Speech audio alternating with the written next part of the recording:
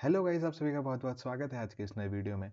आज के इस वीडियो के अंदर हम कंडीशनल स्टेटमेंट के कुछ क्वेश्चंस प्रैक्टिस कर रहे होंगे, तो बिना किसी देरी के इस वीडियो को शुरू करते हैं।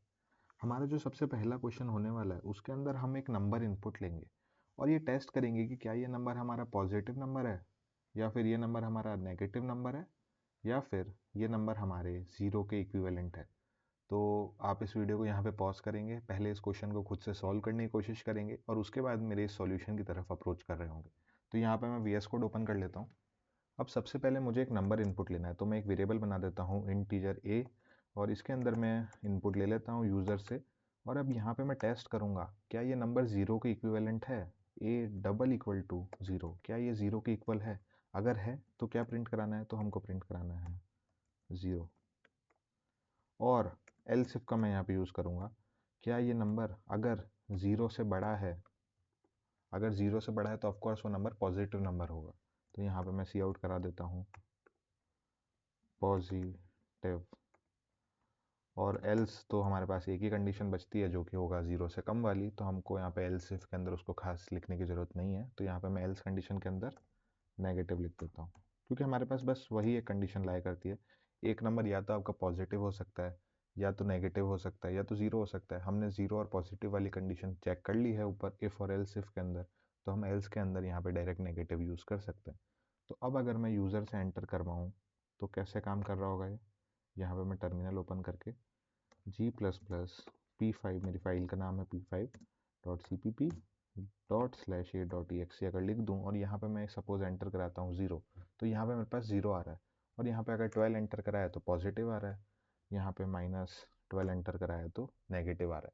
तो कुछ इस तरीके से हमारा पहला क्वेश्चन यहाँ पे सॉल्व होता है। अब बढ़ते हैं हमारे दूसरे क्वेश्चन की तरफ। हमारा दूसरा क्वेश्चन क्या कहता है, हमारा दूसरा क्वेश्चन कहता है कि हमको यूज़र से एक नंबर एंटर कराना है और ये हमको चेक करना है कि ये नंबर इवन नंबर है या फिर ये नंबर ऑड नंबर है। हमने इसका तो कॉन्सेप्ट अभी तक पढ़ा ही नहीं है, तो ये वाला कॉन्सेप्ट हम इस क्वेश्चन से समझ रहे होंगे। सपोज कीजिए इवन नंबर के केस में क्या होता है। इवन नंबर के केस में वो नंबर आपका टू से डिवाइड हो सकता है कम्प्लीटली, यही होता है इवन नंबर के केस में। और ऑड नंबर के केस में क्या होता है, ऑड नंबर के केस में वो टू से कम्प्लीटली डिवाइड नहीं होता है। तो यहाँ पे हम इवन और ऑड वाला केस समझ रहे होंगे कि कैसे हम इवन और ऑड नंबर फाइंड कर सकते हैं कोई भी एक यूज़र के दिए हुए नंबर से। तो हमको यहाँ पे क्या करना है, हमारा सपोज नंबर यूज़र ने एंटर कराया a इज़ इक्वल टू 32। अब 32 we all know is a even number, पर हम कंप्यूटर से कैसे पता लगवाएं कि ये एक इवन नंबर है। तो उसके लिए हम क्या यूज़ करेंगे, यहाँ पे a मॉड्यूलो 2, ये अगर हमारा ज़ीरो के इक्वल आता है, यानी हमारे पास रिमाइंडर में ज़ीरो आता है, तो वो नंबर हमारा इवन नंबर होता है।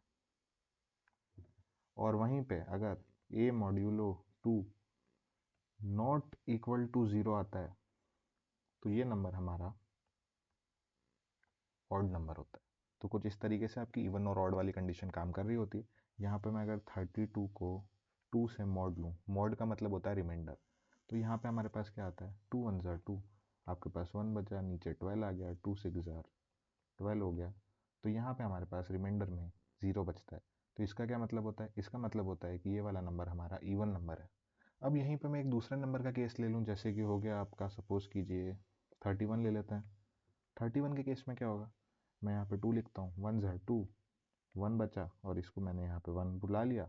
और यहाँ पे मैं अगर 5 लिख दूँ तो हमारे पास यहाँ पे 10 आता है और हमारे पास रिमाइंडर में यहाँ पे 1 बच गया है। तो 1 का क्या मतलब होता है, ये नंबर आपका एक ऑड नंबर है। तो कुछ इस हिसाब से आप इवन और ऑड वाले क्वेश्चन सॉल्व कर रहे होते हैं।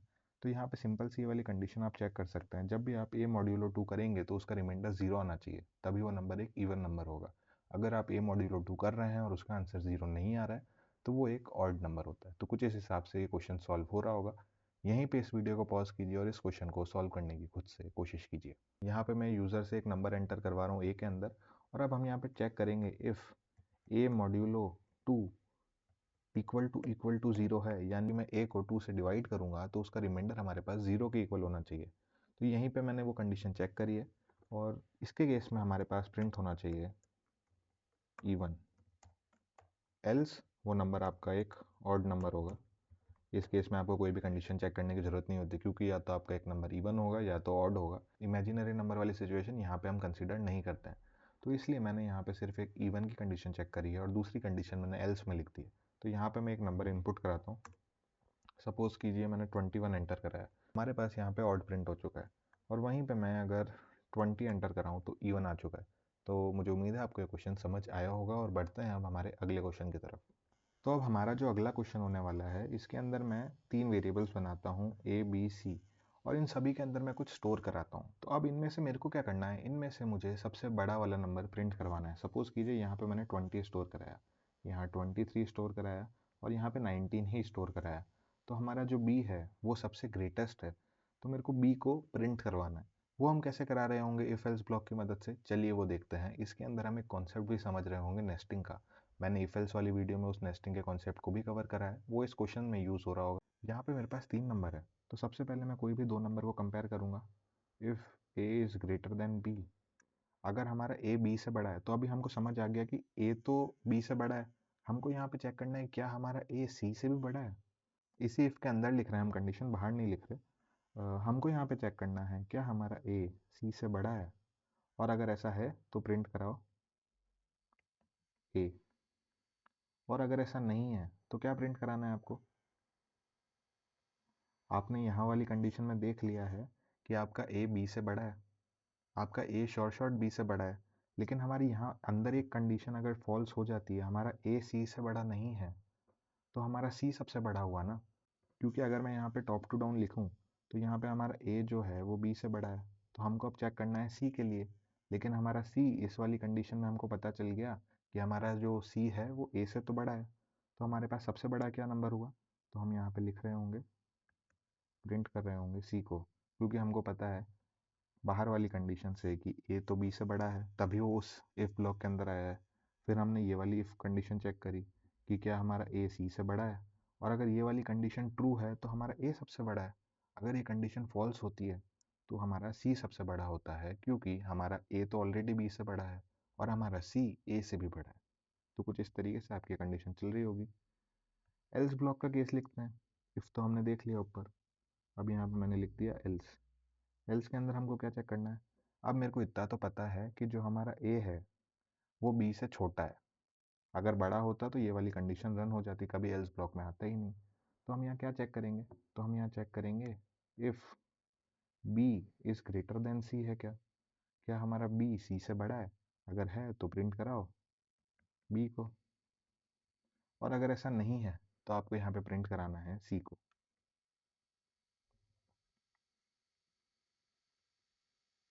और ये सब इस वाले एल्स ब्लॉक के अंदर लिख रहे हैं हम।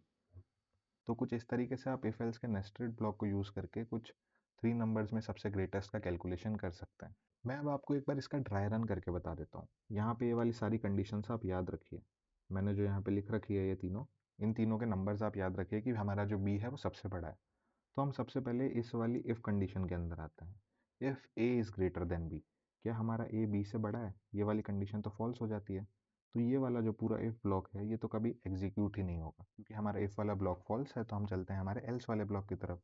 एल्स वाले ब्लॉक के अंदर हमारा एक इफ़ ब्लॉक है, if B is greater than C, क्या हमारा बी सी से बड़ा है। चेक कीजिए, यस हमारा बी तो सी से बड़ा है। तो यहाँ पे मैंने जो प्रिंट लिखा है वो एग्जीक्यूट हो जाएगा और आपका बी प्रिंट हो जाएगा। तो अब चलिए नंबर में थोड़े फेरबदल करते हैं। यहाँ पर मैं लिख देता हूँ, सपोज़ कीजिए 23, 22, 21। अब हमारा जो ए है वो सबसे बड़ा है, तो सबसे पहले इफ़ ब्लॉक के अंदर जाएगा। इफ़ ब्लॉक के अंदर जाके चेक करेगा क्या हमारा ए बी से बड़ा है, तो आपको यहाँ पे आंसर मिलेगा कि हमारा ए तो बी से बड़ा है। तो यहाँ पे एक और कंडीशन चेक होगी, क्या हमारा ए सी से बड़ा है। आपको यहाँ जाके समझ आएगा कि हमारा ए तो सी से भी बड़ा है, तो यहाँ पे ये नंबर प्रिंट हो रहा होगा। तो कुछ इस हिसाब से आपका रन हो रहा होगा। सी के केस के लिए भी देख लेते हैं। यहाँ पर मैं लिखता हूँ 19, 20 और 21। इस केस में हमारा जो सी है वो सबसे बड़ा है। अब क्या होगा, यहाँ पे आएगा सबसे पहले if A is greater than B, क्या हमारा ए बी से बड़ा है। ऐसा तो नहीं है, ए हमारा बी से छोटा है, तो ये पूरे इस इफ़ वाले ब्लॉक के अंदर कभी आएगा ही नहीं। तो हमारा एल्स वाला ब्लॉक एग्जीक्यूट होगा। और एल्स वाले ब्लॉक के अंदर क्या है, एल्स वाले ब्लॉक के अंदर हमने एक लिख रखा है if B is greater than C, क्या हमारा बी सी से बड़ा है। ऐसा तो नहीं है, तो ये वाला इफ़ भी रन नहीं होगा, तो इसका एल्स रन हो जाएगा। इसके एल्स में हमने प्रिंट करा रखा है सी को। तो मुझे उम्मीद है आपको ये समझ आया होगा। इस वीडियो को यहीं पॉज कीजिए और इस क्वेश्चन को खुद से ट्राई कीजिए। यहाँ पे मैं 3 वेरिएबल्स बना देता हूँ, इंट ए बी सी, इस हिसाब से मैं कुछ बना रहा हूँ और यूज़र से तीनों के अंदर इनपुट भी दिलवा देता हूँ। अब यहाँ पे मैं नेस्टेड इफ एल्स का यूज़ करूँगा। If A is greater than B, अगर ए हमारा बी से बड़ा है तो हमको क्या चेक करना है, हमको चेक करना है if A is greater than C, क्या हमारा ए सी से भी बड़ा है, अगर है तो यहाँ पे प्रिंट कराना है ए इज़ ग्रेटेस्ट। और एल्स केस में क्या होगा हमारे पास, एल्स केस में हमको पता है कि हमारा ए तो बी से बड़ा है, तो ऑफ कोर्स यहाँ पे अगर ए सी से बड़ा नहीं है तो हमारा सी ही ग्रेटेस्ट होगा। तो यहाँ पे मैं प्रिंट करा देता हूँ सी इज़ ग्रेटेस्ट। तो कुछ इस हिसाब से आपके दो कंडीशन लिख ली गई है। और यहाँ पे आपको एक और बात ध्यान रखनी है कि ये वाले इफ़ ब्लॉक के अंदर ये आपका इफ़ और एल्स आ रहा है, तो अब इसके बाद मैं यहाँ पे बाहर एल्स ब्लॉक लिख रहा हूँ इस वाले इफ़ के लिए। यहाँ पे मैं ये वाला एल्स लिखूँगा। ये पूरी इफ़ एल्स कंडीशन इस बाहर वाले इफ़ के अंदर आती है, तो यहाँ पे मैं बाहर वाले इफ़ का एल्स लिख रहा हूँ। इस केस में हम क्या कंडीशन ट्राई करेंगे, इस केस में हम कंडीशन ट्राई करेंगे if B is greater than C, क्या हमारा बी सी से बड़ा है, तो मेरे को यहाँ पे सी आउट कराना है बी इज़ ग्रेटेस्ट। एल्स क्या प्रिंट कराना है, सी इज़ ग्रेटेस्ट।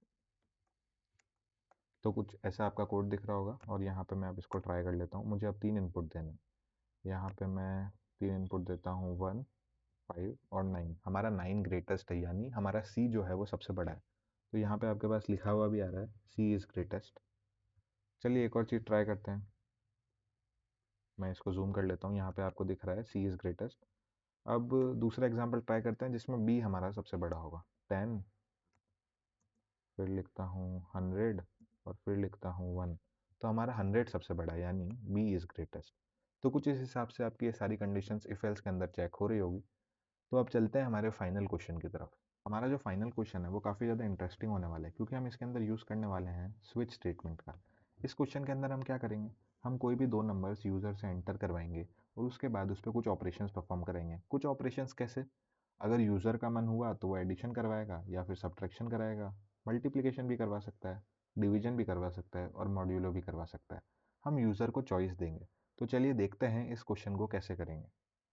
अब जब भी दो नंबर इनपुट कराने की बात आई तो हम नॉर्मली इनपुट करा रहे होंगे, लेकिन हम यहाँ पे प्लस माइनस कैसे एंटर कराएंगे, कैसे हम यूज़र को बताएंगे कि यहाँ पे आपको एडिशन परफॉर्म कराना है या फिर आपको वहाँ पे सब्ट्रैक्शन परफॉर्म कराना है, ये कैसे करवाएंगे चलिए देखते हैं। ये जो आपके एडिशन का सिंबल हो गया, माइनस का हो गया या मल्टीप्लिकेशन का, डिवीजन का, मॉड्यूलो का, ये जितने भी सिंबल होते हैं ये आपके सारे कैरेक्टर टाइप के होते हैं।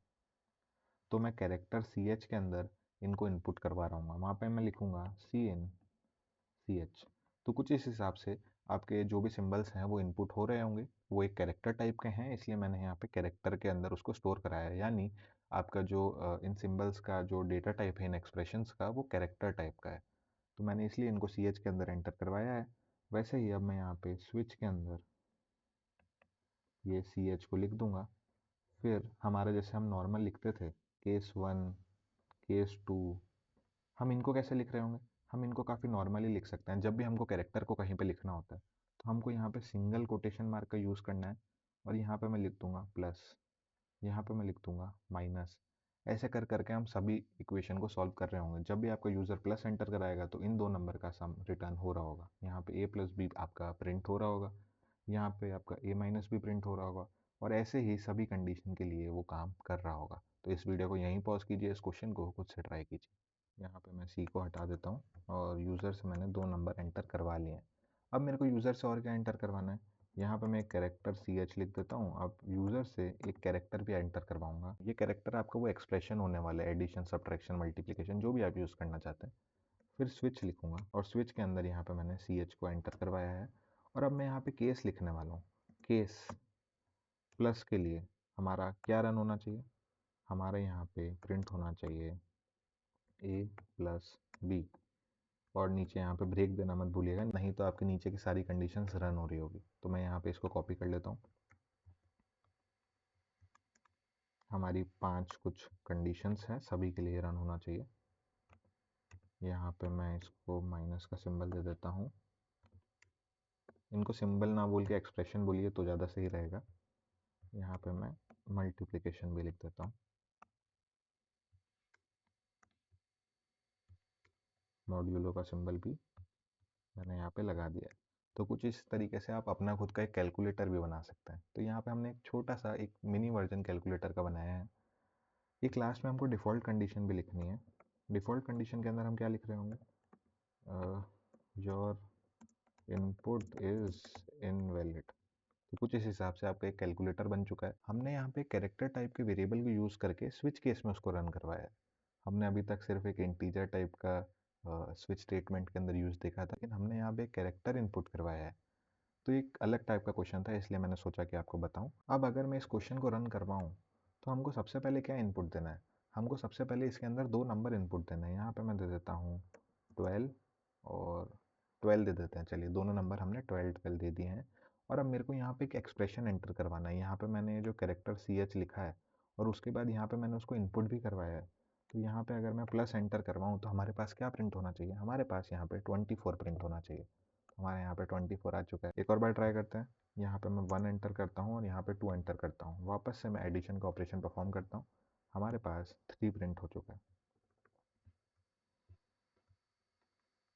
एक और ट्राई करते हैं। चलिए यहाँ पे मैं 2 एंटर करता हूँ और 4 एंटर करता हूँ और अब की बार परफॉर्म करवाता हूँ मल्टीप्लिकेशन का ऑपरेशन। तो हमारे पास यहाँ पे 8 प्रिंट होना चाहिए।